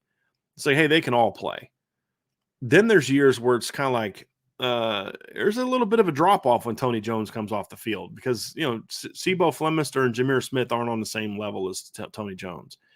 There's been years like that as well. 2018 was like that to a degree with Dexter Williams. With all due respect to Tony Jones and Jafar Armstrong in 2018, they weren't Dex. And it's not a coincidence that the offense really took off run game-wise when Dex came back. I mean, first carry of the game was like a 45-yard touchdown? Averaged like 6-some yards a carry. He was a big play weapon. Cornerback's a similar situation. So with the running back last year, you didn't have to overload Audric or Logan Diggs, because you could just run the other guy. With Cam Hart being, I won't say injury prone, but a guy that has an injury history, put it that way. If Jaden Mickey steps up and says, hey, this guy's a starting caliber player. He may not be a starter for us, but he's a starting caliber player. What that allows Mike Mickens to do is say, hey, look, we don't need to play Cam every single snap of every single game. We can rotate him in and out. We can do some different things. Maybe there's some matchups where you like to put him in the slot against a certain look or whatever the case may be, but just getting him off the field, save some of that wear and tear. You can do it in, obviously, the Tennessee States and the Navies, but even in a game like Ohio State where, you can spell Cam for 2-3 series, all of a sudden you get to the fourth quarter, and Ohio State's saying, hey, now it's time. We're going to really take advantage of your secondary with our receivers, because we're not playing them every single snap. Notre Dame can say, hey, look, our guys are fresh too. And now it becomes who's going to make the technical play, the smart play, the things like that. It's not, hey, he beat me because I had 25 more snaps on my legs and now wore down. It's a big part of it as well. So Jaden Mickey emerging plays a big role in that. Linebacker is another position where I don't know if one of the sophomore linebackers is going to beat somebody out, but I think the emergence of Nolan Ziegler and Jaden Mickey is incredibly important to this year's linebacker depth chart, special teams also, because A, they can push the veterans, and if they don't beat them out, they at least ensure that the veterans play better. If the veterans don't play better, then you've got guys capable of being starters. But even more importantly, I think you have now depth. If even, let's just say Maris Luafau steps up and he's what we all hoped he would be, and J.D. Bertrand is what we think he's going to be, and Jack Kaiser is what we think he is, the IB staff. Having Nolan Ziegler, having Jalen Sneed step up in this situation still is great, because just like we talked about at cornerback, J.D. Bertrand and Jack Kaiser are not the biggest guys in the world. If I can spell J.D. for 15, 20 snaps and in some games and at least 10 to 15, or say 20, 25 and maybe some of the blowout games, and then 15 or so snaps in some of the bigger games, then all of a sudden he's fresh in the fourth quarter when it matters. And so if Nolan Ziegler can say, hey, look, you may be the starter right now, but I'm capable of being an impact player. Now, if your coach is smart, he's going to say, hey, we're going to get this kid on the field as well. This is going to make sure that we keep JD fresh, and we keep Maris fresh, and we keep Jack Kaiser fresh. That's a big part of it. And then, so when you look at Nolan Ziegler, to me, he can play Mike, he can play Will. So it'd be very easy for Notre Dame to find 25, 30 snaps for Nolan, even if he's not a starter, as a guy that's playing in that rotation role at Mike and Will. Sort of like what Greer Martini did at times, sort of like what Tavon Coney did in 2017. And then you look at Jalen Sneed, and he's going to be a very interesting player for Notre Dame this year. He is still very raw when it comes to executing his assignments and knowing all that, because a lot of it is he never played linebacker for any sustained period of time in high school. He had to play quarterback, running back, defensive end, slot, inside backer. He did it all. So he's still a little bit of a work in progress from a technical and assignment correctness standpoint. But you know what he also is? An explosive athlete that has a knack for getting to the football. So he's another guy that if Jalen Sneed can say, hey, look, even if you don't think I'm starter caliber, I need to play because I'm that good. Not with words, but with how he performs. Then all of a sudden you say, hey, there's a role for this guy. I think of the role Jack Lamb had in 2019. I think of the role Bo Bauer had at the very least in that sort of that nickel role where you can bring him in, drop him into coverage, but even more so, let him rush the quarterback. We talked to a couple of recruits that were to practice one time, and they were like, yeah, there's this one guy that was just getting after the quarterback a lot. And we're like, well, who was it? Like, I don't know who it was. Well, what was his number? It was number 3. Like, you sure number 3? Yeah, definitely number 3. Well, who's that? It's Jalen Sneed. And so he's rushing the quarterback, making plays. And so I think if those two kids can take their strong springs and into the fall, they can not only beat guys out potentially, but they at the very least give you depth and some really good athleticism off the bench to help keep you fresh. I think those are all important pieces of it. Same thing at Viper. You know, obviously Jordan Patelho right now projects to be the starter, but the more Junior Tuihalamaka and Josh Burnham can spell him, can give, impact production, can help really say, hey, look, we don't have to play Jordan Patelho 40, 50, 60 snaps a game. We can spell guys. We can give other guys time to play. We can give other guys, opportunities on this package, that package. All of a sudden, you got different skill sets coming at you as a defense. It makes it a lot harder for those teams to prepare. Again, just like we talked about the offense. If one snap I have to deal with Jordan Patelho and his skill set, and the next snap I have to deal with Josh Burnham and what he brings to the table, and then Junior Tuihalamaka comes at me and just runs right through me, it gets a little frustrating and challenging for an offensive lineman and a coordinator. So I think those are things where if you look at Josh Burnham and Junior Tuihalamaka, they're very different players. They bring a very interesting skill set that could really help you from a depth standpoint.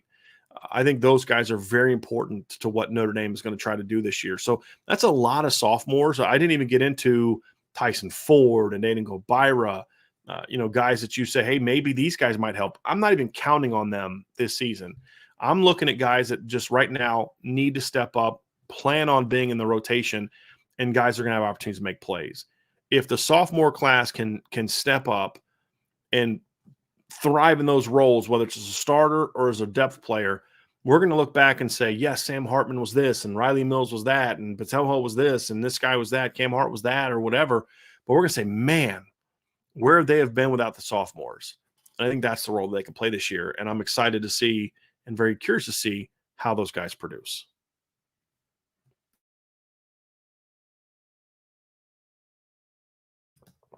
So as I said before, we are not going to have a mailbag per se because, again, I just can't go through. You guys had a long chat going on as well. So there's no way I can go through and kind of find all of those. It's challenging and just makes for a really clunky end of the show. But we did have a few super chats I wanted to get to before we get out of here. Number one, Ronnie. You know what, Ronnie? Seriously? Ronnie said, trying to make it to the fall, watch every day, proud of where you guys have come and excited for the future. This is no joke, Ronnie. I was actually thinking about you yesterday and was going to try to hit you up on Facebook to see how you're doing because I hadn't heard from you in a while and I got a little bit nervous. So I'm glad to see that you're still with us, buddy. I know your help's been a challenge, but you'll be in my prayers for sure, man. And I loved it. When I saw this come up, I almost stopped and read it right in the middle of the show, man. I got that excited to hear from you. So I'm really glad to hear from you, and I thank you for your super chat, and I'm glad that you're still kicking it. Definitely do all you can to make that a fall, man, because I think it's going to be a fun year, and you'll certainly be in my prayers, and I'm glad to know that you're still with us and still watching us, buddy. It really means the world to me to hear that. Charlie Weiss's last belt. Loop says, Coach, thank you for the super chat too, Ronnie, and thank you also, Charlie. Coach, I know I have been critical of the recruiting and the bad play at times last year, but I must admit this season can be a big-time season for Notre Dame. There are a lot of talent and a lot more coming in after 24 and beyond. Hey, Charlie, there's nothing wrong with being critical of recruiting or the play of the team. Uh, that's part of what allowed me to get to where I am today, was being willing to be critical of recruiting and the team. My only thing to you is sometimes I think the criteria that you will look at to be critical of is just a little misguided, or I feel like sometimes you tend to only focus on the negative a little bit. And I hope being married will kind of maybe bring some more joy out of that for you. But there's nothing wrong with being critical. I just feel like sometimes we can obsess on the critical to the point where that's all we do. And it can make us become really jaded because you obsess, like these 8 things that went bad last year, or this with class, it just really upset me, and ignore the 75 things that went great, that should be bringing you joy. That's my only beef. There's no problem being critical. There's no problem disagreeing with me. I mean, one of my favorite posters on the message board, Sky Michael A., we're having a big disagreement on this EA Sports thing, right? I don't agree with him. I don't feel like how he's coming at me in a certain thing, but it's he has his view. He's making his points and defending his view, and we just disagree on something. There's nothing wrong with that. My only thing to you is make good arguments for why you believe what you believe. But at times, man, it's okay to say, this sucks, but I'm going to choose to focus on these 4 or 5 things that are also awesome, and say, hey, let's improve here, but man, let's keep this rolling. And maybe with this super chat, maybe you're starting to do that a little bit. You're starting to be maybe a little bit more excited about what's coming. And I hope so. I hope so, because I think it's going to be a fun year. I really do. And then the last super chat from LA Adams. Thank you very much for your super chat, LA Adams. Haven't seen you in the chat for a while either, so I'm glad that you're still hanging in with us. In my most loser dork voice, Notre Dame has a roster full of guys that nobody's heard of. F that guy, freaking OSU loser. That 3-minute video fired me up. Sorry for the interruption. Good day, IB. Much love, ND. LA, I think you kind of saw my little jab at him yesterday. I mean, it was just such an unprofessional, silly rant. It really was. It was beneath. Honestly, it's beneath us even responding to, but I just like responding to ridiculous stuff like that.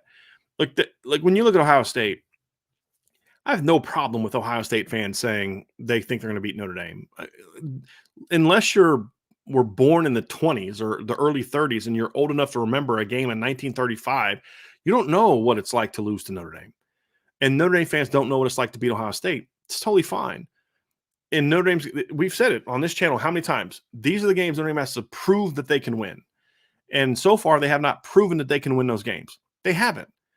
My issue isn't that he thinks Ohio State's going to win. It was just the absurd nature in which he went about that conversation. So you're going to lose all the players you're going to lose, and you're going to play Notre Dame at Notre Dame's place and just assume that you're going to curb stomp them. That right there, that ignorance right there of Notre Dame and who you are, is why some of these Ohio State fans have this ignorant view of, if Ryan Day doesn't do this, he should go. I've literally heard Ohio State fans make that. He's 45 and freaking 6. And it's your ignorance of other teams and how other teams actually have good players too. I know this is a crazy thought, but Michigan didn't beat you with a bunch of bums. They didn't. When Clemson was curb stomping you multiple times, yeah, you finally got one. When Clemson was beating you, and when they had good players, you not knowing who they were is a you problem. You not knowing that Notre Dame has a lot of talent on their roster is a you problem, not a Notre Dame problem. And I just get annoyed with people like that. And it's not that you have the view you have, it's the ignorance you showed in expressing that. And the hateful way he went about doing it was just really petty and really ignorant. Is really no other way to say it. And so if he wants to predict Ohio State to beat Notre Dame, fine. I get it. Notre Dame's got to prove they can win those games. But he went beyond that and just sounded like some ignorant fan who doesn't know anything, even about half his team. Definitely doesn't watch anybody else except his team, just going on some message board behind some anonymity and just saying stupid things on Twitter. He was the manifestation of that in human form on that show yesterday. It was pitiful. And sadly, that represents a lot of Ohio State fans. Not all Ohio State fans are like our guy Archer, where they're rational. Hey, Archer doesn't think as highly of Notre Dame as I do, but it's never been disrespectful. It's never been, you suck. He knows the team as well as you can as an outsider, and we can have a rational conversation. What I can't stand are people that are just we got Roger. I mean, look at the chat right now. You guys are having a soccer chat, but it's Archer, who's an Ohio State fan. It's Roger Dodger, who's a USC fan. You know, we've got Frank McKitcher, who's an LSU fan. We've got Insured by Big, who's an LSU fan. We haven't seen him in a while. Ladarian Martin, who's an Alabama fan. Antoine's not in here. Antoine was one of the guys that really kind of got that guy fired up, along with Michael Campbell. We can have rational conversations, and so I just thought it was pretty pitiful and pretty pathetic and childish, and says more about him, way more about him than it does Notre Dame. And that's the last time I'm going to comment on that level stuff. But I do appreciate your super chat, and I know that had a lot of people fired up. But you know what? End of the day, Notre Dame has to start winning those games. That's how you shut people up. Win.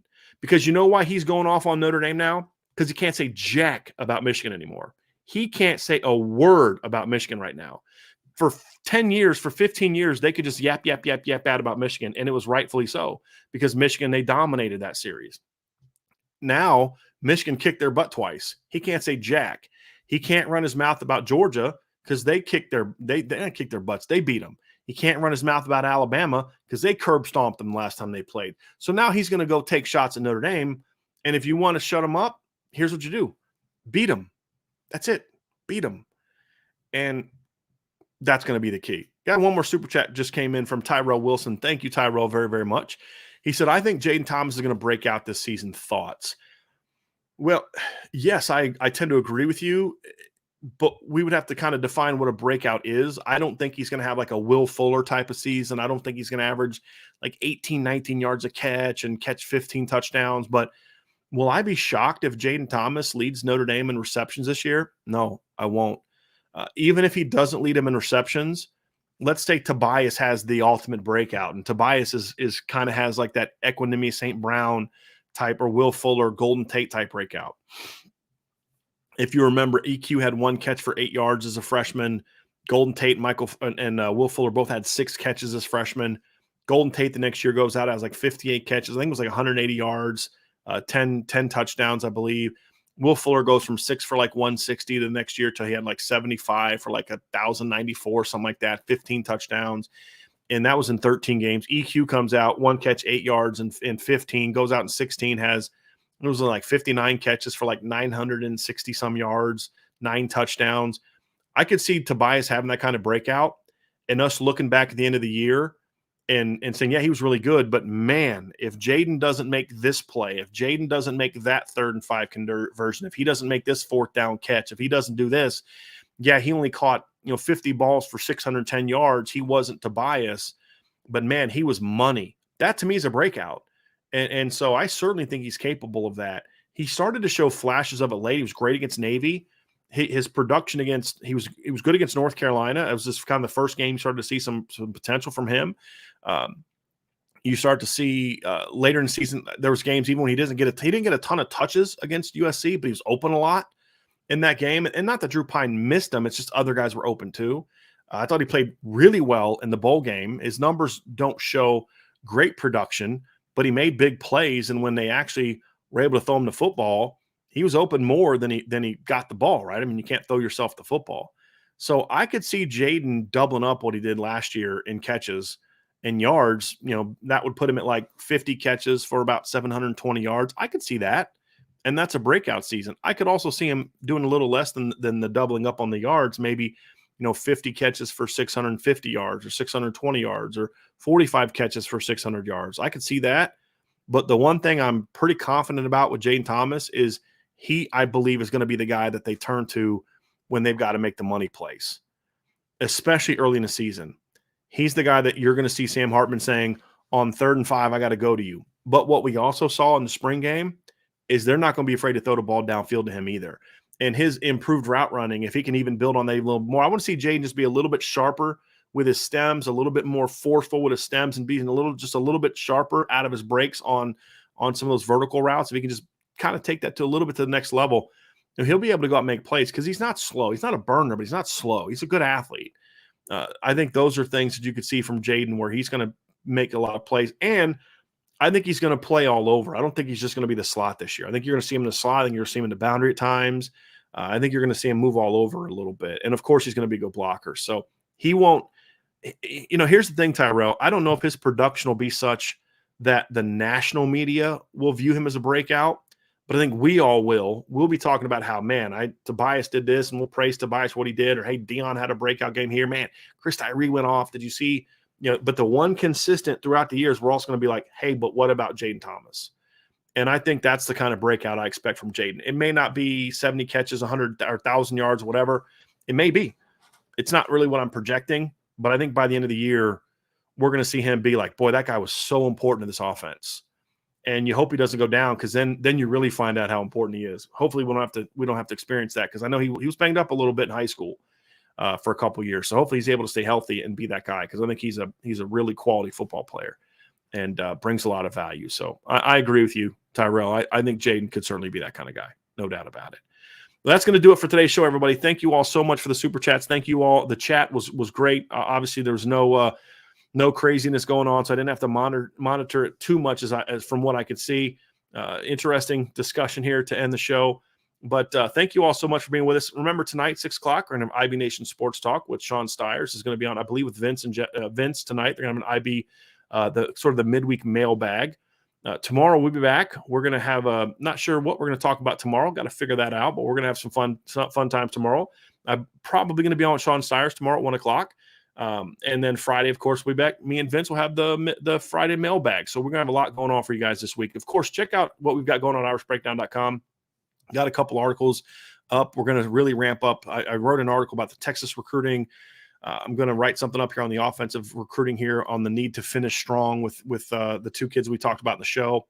We're going to also really ramp up our player profile articles here going soon as well. If you want to get our daily content, we have a link in the box below to our daily mail, our mailer. I'm trying to remember the newsletter. There you go. Our newsletter. Where we'll send stuff out almost every day. Not every day, but almost every day we'll send that out. Usually get it in the morning around 9 a.m. Sometimes I'll send it out a little bit later in the day. But you'll get – that's all of our content on irishbreakdown.com is free. There's nothing premium there. Then we have obviously our premium message board, which I would love it if you all would sign up for at boards.irishbreakdown.com. You can sign up monthly membership, annual membership, or you can join one of our booster clubs and all the cool perks that go along with that as well. And so we certainly appreciate that. And, of course – if you have not already done so, make sure you've signed up for the CFB Nation. They have 2 shows out today. So you go to the podcast app, Apple, Spotify, whatever. You can sign up for it there and check out those guys. Bill Bender, they talked about Heisman Trophy candidates, and then the second half of their show, they looked at sort of the draft hype, guys that were the most hyped players going in the draft. A little bit of a Notre Dame emphasis there, but they're more of a college football show. We are working on some of our other things for CFP Nation, which we hope to have launched by the end of June, if not into July, where we're going to start looking at the upcoming season on CFP Nation. It'll be like me, Vince, and some other people doing some things like that. So you definitely want to make sure you subscribe to the CFP Nation channel because probably by the end of this month, we're going to take Lucky Lefty and we're going to take CFP All-America. We're going to take them off. So right now they're published on CFP Nation, but then I import those feeds onto the main Irish Breakdown page. So a lot of you that see those shows on Irish Breakdown, by the end of the month, they're going to be off and you're going to only be able to find them on the CFB Nation app. So you're definitely going to sign up for the CFB Nation app. So take you 30 seconds. Just type in Irish Breakdown, CFB Nation Blue Wire. If you type it up there, that's the easiest way to find it.